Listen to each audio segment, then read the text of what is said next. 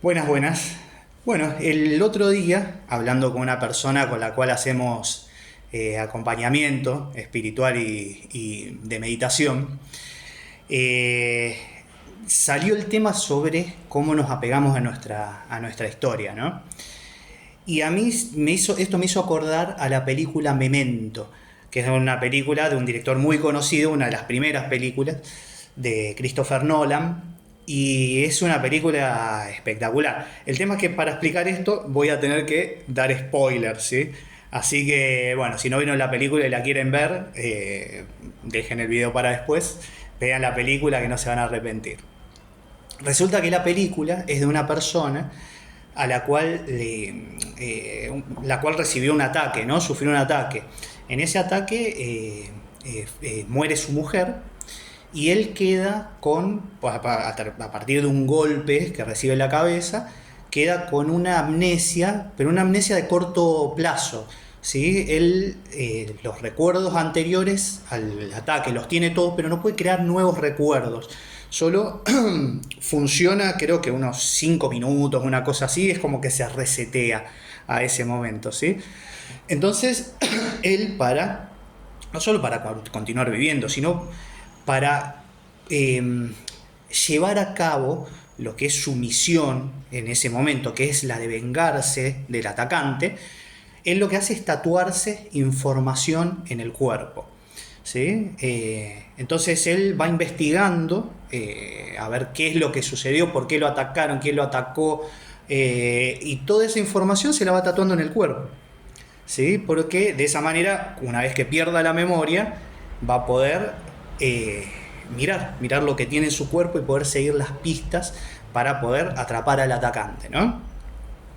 Entonces, bueno, nosotros vemos toda la película, vemos que hay gente ahí que lo ayuda, que parecen sus aliados, pero ya para el final, las pistas lo llevan a uno de sus aliados, ¿sí? Como que ese había sido su atacante, pero ese aliado le confiesa que él no era, que él hace mucho tiempo que ya había consumado su venganza.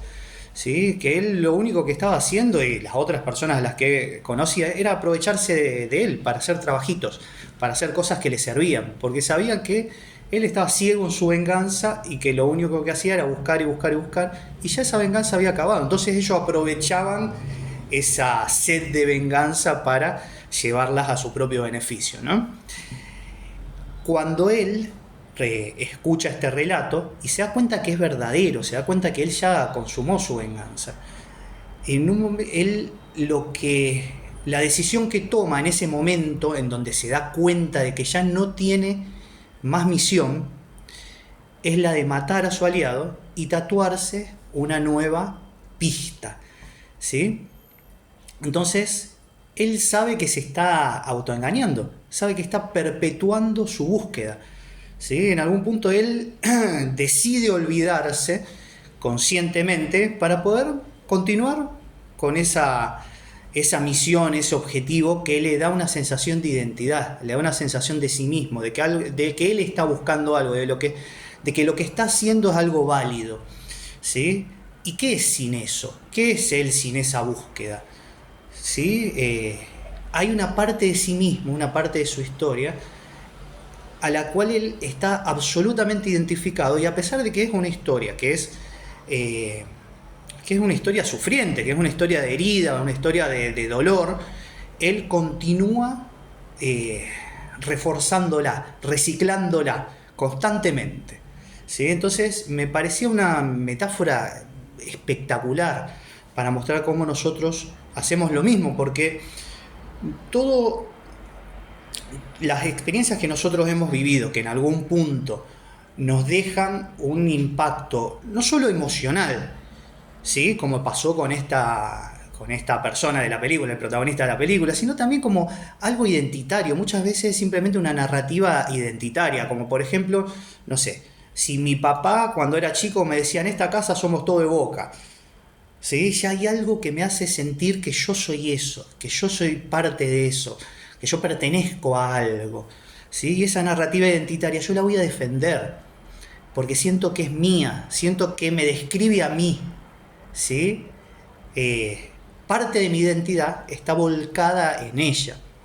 ¿Sí? Lo mismo pasa con, como les decía antes, con las situaciones que me impactan a nivel emocional. Como por ejemplo, no sé, violencia cuando soy chico, una situación de abandono, la sensación de que mis padres siempre están minimizándome, ¿sí? Minimizando mis capacidades.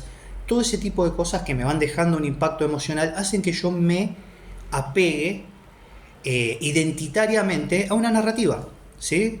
O soy de Boca, o soy un perdedor, o soy alguien que no tolera la mentira, que no tolera la, el engaño, alguien que no merece conseguir tal o cual cosa. Y así nosotros constantemente estamos reforzando esa identidad, ¿sí? Entonces, esa identidad en algún momento se va a ver desafiada, se va a ver confrontada, como le pasa al protagonista de la historia, ¿sí? En donde en algún momento su aliado le confiesa que él ya no es eso, ya se terminó esa búsqueda, ya no hay más ahí, ¿sí? Entonces, ¿qué es lo que hacemos nosotros cuando eso sucede? Por ejemplo, si yo tengo una narrativa personal en donde tuve, no sé, una lucha, a lo mejor, qué sé yo, muchas veces pasa, cuando uno tiene luchas con adicciones, por ejemplo. ¿Sí? Una persona que ha sufrido adicción a las drogas. Muchas veces se encuentra confrontado en esa identidad que carga como adicto a las drogas, y esa confrontación o puede obviarla y continuar aferrándose a esa identidad porque le da seguridad, no es por otra cosa. Puede minimizarla, puede decir, uy, me tocó una situación, por ejemplo, no sé, decir, alguien bajo los efectos de las drogas tiene un accidente vial, por ejemplo, ¿no? Ese es un momento de confrontación con esa identidad, ¿sí? En ese momento la persona puede decir, bueno, nada, esto es lo que soy, ¿sí? Así que si me muero, ¿qué voy a hacer? Y continuar con su consumo. Otra vez se puede decir, necesito cambiar esto, ¿qué tengo que hacer, ¿no? Y ya empieza una actividad o una necesidad de buscar cómo cambiar eso, ¿sí? Lo hacemos a través de la fuerza de voluntad, muchas veces inclusive hacemos un trueque en esa identidad, como esa identidad de adicto a las drogas en algún punto morigera un poco, la podemos cambiar por, no sé, alguna adicción un poco más leve, un poco más aceptada quizás, ¿sí? A lo mejor ahora, bueno, ya dejo de consumir drogas, pero bueno, fumo, ¿sí? En algún punto necesito mantener esa identidad, ¿sí? La cambié, pero no cayó por completo, ¿sí? O se mantuvo, o se cambia, o inclusive se puede cambiar hacia lo opuesto. Yo me puedo convertir ahora en un mentor de adictos a las drogas, ¿sí? Compartir mi experiencia, acompañar, para que esa persona en algún punto pueda mejorar esa adicción, ¿no? O salir de esa adicción, ¿sí? Pero ¿qué es lo que sucede cuando nosotros nos vemos confrontados con esa identidad? ¿Sí? Como le pasó al protagonista, hay algo que se cae en nosotros. ¿Quién soy sin eso? ¿Quién soy sin ser ese que busca vengarse? ¿Sí? ¿Quién soy sin ser, no sé, ese de Boca o ese que cuando era chico sufrió violencia? ¿Sí? ¿Quién soy sin eso? Cuando en algún punto algo en mi vida lo desafía, lo confronta, ¿qué queda ahí? ¿Sí? Hay algo que queda como en vacío. Hay algo que en algún punto mi psique necesita volver a llenar, ¿sí? Lo va a llenar aferrándose a lo mismo, como les decía antes, o lo va a llenar cambiando la narrativa de esa identidad, pero manteniéndola, ¿sí? Y la podemos cambiar, como les decía antes, en este ejemplo de el ex adicto a las drogas, ¿no? Pero ¿qué pasa si yo permanezco en ese vacío? En ese vacío que no, que está buscando llenarse, que mi psique está buscando llenarse, está buscando llenar. ¿Qué pasa si permanezco ahí en ese vacío? Yo pienso que ese vacío es un error. Pienso que ese vacío es algo indeseable. Es algo que necesito llenar. Un vacío no puede ser vacío, no puede sostenerse como vacío, necesita llenarse con algo, ¿sí? Entonces ya apenas esa identidad se siente amenazada o se siente desafiada o se siente confrontada y se hace consciente de su de que ya no tiene como un peso o una validez como lo tenía antes, ¿sí? Como por ejemplo le pasaba a este protagonista, que qué tipo de validez tiene su identidad como ese que busca la venganza si ya esa venganza está consumada. No hay ningún peso en esa identidad, no hay nada ahí, ¿sí? Entonces él prefiere olvidarse porque esa identidad va a volver a aparecer cuando él se despierte, ¿sí? O sea, él prefiere volver a dormirse para olvidarse de la verdad, ¿sí? Y eso es lo que hacemos muchos de nosotros, ¿sí? Necesitamos esa narrativa, necesitamos esa identidad, esa narrativa que todo el tiempo se está repitiendo en forma de pensamientos en nuestra cabeza, ¿sí? Cada vez que nosotros hacemos algo, cada vez que nos relacionamos, en los deseos que tenemos, en los proyectos, en las cosas que buscamos para nuestra vida, ¿sí? Siempre, y muchas veces, generalmente esa identidad es algo que nos viene de niño, ¿sí? Nos viene de nuestra relación con nuestros padres, por ejemplo. ¿Sí? La relación con nuestros padres siempre es muy de generar ese tipo de identidades que son tan profundas. Entonces, ¿qué pasa cuando eso no está? Ese vacío ni siquiera lo veo yo. No soy consciente de ese vacío. Solamente siento la incomodidad, siento lo indeseable de permanecer en ese estado en donde no hay nada de ninguna narrativa identitaria de la que mi mente se pueda agarrar. Es sumamente incómodo, ¿sí? Es totalmente incierto. ¿Qué hay? Es como si no hubiera una nada. Es como si fuera eso, una no existencia. Porque mi existencia se da a través de las narrativas mentales, ¿sí? Entonces, y eso es lo que nosotros llamamos ego. El ego es básicamente eso. Es mi identificación con mis narrativas mentales. Las defiendo a muerte porque siento que cuando son amenazadas es una amenaza a mi propia esencia. Cuando simplemente son narrativas.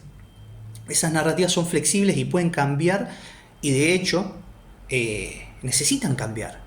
Necesitan todo el tiempo estar en transformación para que yo pueda sentir que estoy creciendo, estoy evolucionando, estoy conociendo aspectos de mí. Pero primero necesito conocer qué es ese vacío al que no le presto ni siquiera atención, al que se siente tan pero tan incómodo, tan indeseable, tan nada, que ni siquiera lo puedo tocar, no lo puedo mirar, ¿sí? Enseguida estoy buscando algo para reemplazarlo. Entonces, si yo permaneciera ahí, yo me voy a dar cuenta de que se me cayó una parte de mí, ¿sí? Porque esa narrativa que yo sostenía, ahora me doy cuenta que no tiene forma de sostenerse. Antes sí tenía toda una estructura que la sostenía, ¿sí?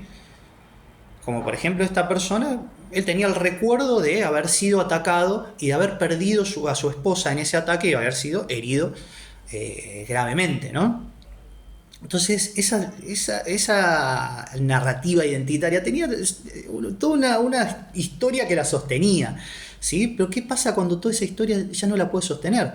Como por ejemplo cuando su aliado le confiesa que esa venganza se consumó. ¿Y ahora qué hay? ¿Qué sostiene esa identidad? No hay nada, no hay absolutamente nada. Entonces esa identidad cae por sí sola, ¿sí? Pero si cae por sí sola, yo siento que cayó una parte de mí. Esa parte de mí, como les decía antes, uno busca reemplazarla. Pero ¿qué pasa si me quedo en eso que es como una nada? Que se cayó una parte de mí. Sí, se cayó una parte de mí. Pero ahora permanezco. Permanezco en eso que que está como en un intermedio, parece como si fuera un espacio intermedio, ¿sí? En donde no hay una narrativa, la narrativa vieja murió, no hay una narrativa nueva, ¿sí? Puedo observar que mi mente está intentando crear esa narrativa nueva, que en realidad no es nueva, porque está creando a través de lo que conoce, ¿sí? Lo que está haciendo básicamente es tratar de reponer esa narrativa vieja, ¿sí? Pero ¿qué pasa si me quedo en ese espacio? Además de darme cuenta de que es absolutamente incómodo, eventualmente voy a poder cada vez más permanecer en él. Y me voy a empezar a dar cuenta de que a pesar de que no hay una narrativa que me explique a mí, no hay una narrativa o toda una estructura identitaria que hable de mí, ¿sí? Que me diga yo soy esto o yo soy aquello, yo permanezco siendo, yo igual soy. No hay nada que me explique. Y sin embargo, soy. Sin embargo, hay algo que permanece consciente en mí, ¿sí? Por eso la invitación es esa, a permanecer cuando la vida, en algún punto, nos da esos golpes, eso que nos confronta, que nos desafía, ¿sí? Y en donde nosotros sentimos que algo de nosotros muere o algo de nosotros se cae. Y podemos ver nuestra necesidad de reponer eso que se cayó. Seamos conscientes en ese momento. Permanezcamos en eso que igual está vacío, que igual puede ver cómo la mente se activó para buscar reponer esa identidad caída, ¿sí? ¿Qué pasa si me sostengo ahí? Si yo permanezco ahí. Voy a darme cuenta cada vez más de la profundidad de mi ser. De que mi ser no se explica, no tiene una narrativa, no está basado en la narrativa, ¿sí? O sea, tiene una esencia propia que al no estar basada en una narrativa no está siendo tocada por el movimiento de la experiencia, ¿sí? Porque la experiencia es básicamente movimiento. Si no hubiera movimiento en todo lo que nosotros vemos acá manifiesto, en mis pensamientos, en lo que sucede en mi cuerpo, en el mundo mismo, si no hubiera movimiento, no habría forma de poder experimentar. Lo único común en toda la manifestación es el movimiento, ¿sí? ¿Y qué pasa si yo me doy cuenta de que eso que yo soy permanece aun cuando el movimiento continúa? Aun cuando partes de mí que estaban basadas en esa narrativa caen. Hay algo que permanece, hay algo que está fuera del movimiento, ¿sí? Ese es el ser. El ser no es lo mismo que la experiencia, no es lo mismo que la actividad de mí. El ser es lo que está por debajo, es como si fuera la base de mi existencia, la base desde la cual yo puedo percibir y reconocer el movimiento, la actividad, la experiencia misma, mi historia, todo el desarrollo, la sensación de que yo estoy creciendo, de que yo me estoy relacionando, de que yo estoy aprendiendo. Lo hago a través de el ser. El ser es conciencia pura, conciencia en estado puro. La conciencia no es un objeto, no es algo manifiesto, no es algo que pertenece al movimiento, es lo que reconoce ese movimiento. Entonces nunca puede ser observada de la misma manera que yo observo las narrativas mentales, las ideas e identidades que tengo que me explican a mí de alguna forma, ¿sí? Entonces es un poco nuestro camino espiritual, es un poco el conocernos más allá de nuestras narrativas identitarias, ¿sí? Porque si alguien me pregunta quién soy, y yo podría hablar de mí, yo podría decir que yo soy Hernán, que yo soy hombre, que tengo 45 años, que en mi historia pasó esto, lo otro, puedo decirle características de mi personalidad, puedo decirle todo eso, pero todo eso está en movimiento, todo eso es parte de la manifestación de mí, es parte de la actividad de mí, ¿sí? Ahora, ¿qué es ese mí? ¿Qué es ese yo? Que yo soy más allá de toda esa actividad. Eso se pone en manifiesto en esos momentos en donde hay algo que lo confronta, hay algo que confronta mis ideas sobre mí, ¿sí? Entonces permanecer en ese vacío, en ese espacio, es fundamental para esto, porque eventualmente lo que va a suceder es que no solamente va a caer una historia de mí, una narrativa de mí, una historia específica a la cual estoy apegado, a la cual siempre estoy reforzando, por más que yo diga que estoy en contra de eso, que no lo quiero, que me gustaría que fuera diferente, en realidad yo mismo lo estoy reforzando, porque creo que eso soy yo, y necesito recrearlo continuamente para no sentir que yo no existo, ¿sí? Entonces, como les decía, eventualmente no solamente van a caer historias de mí, va a caer toda la historia de mí. En algún punto yo voy a comprender que toda mi actividad es parte de esa estructura identitaria, de eso que llamamos ego, justamente, ¿sí? Todo lo que me explica a mí, en algún punto tiene que ver con eso. Y lo único que va a quedar es ese vacío. Pero si yo hago el trabajo de habituarme a permanecer en ese vacío, me voy a dar cuenta de que en ese momento no va a saltar mi mente a querer llenarlo, a querer reemplazar la idea o la identidad o la creencia o la historia por otra, sino que va a dejar que se caiga, ¿sí? O si se activa, hay algo en mí que no va a reforzar esa activación. La va a dejar ser, simplemente. La va a dejar ser como si fuera un mecanismo que se activa por sí solo. Pero hay algo consciente que permanece ahí abajo que simplemente quiere ser, quiere estar ahí, quiere permanecer como si fuera esa nada que al mismo tiempo lo es todo. Eso que no es nada, al mismo tiempo también lo es todo, ¿sí? Porque es como si fuera un campo de posibilidades. No hay nada que lo pueda definir en sí mismo.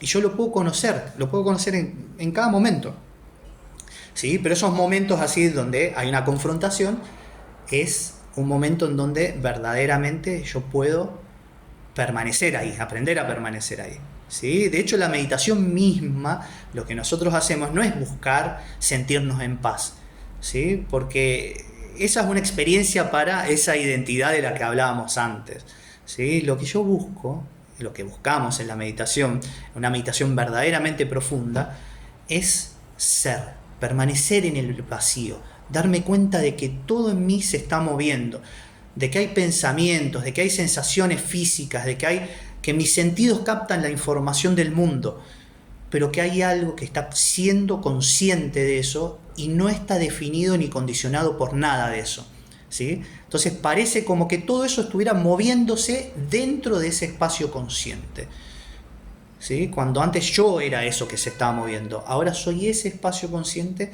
que permite el movimiento de mis pensamientos, de mi cuerpo. Y entonces, de ahí en más, lo que va a pasar también es que voy a ver constantemente esa destrucción y reconstrucción de mí. Pero va a ser siempre algo nuevo, no va a ser una necesidad de reconstruir eso que se cayó, ¿sí? Eso que se cayó y lo dejamos ir. Eventualmente, en ese espacio vacío, fértil que queda, va a nacer algo nuevo, algo que yo no conocía.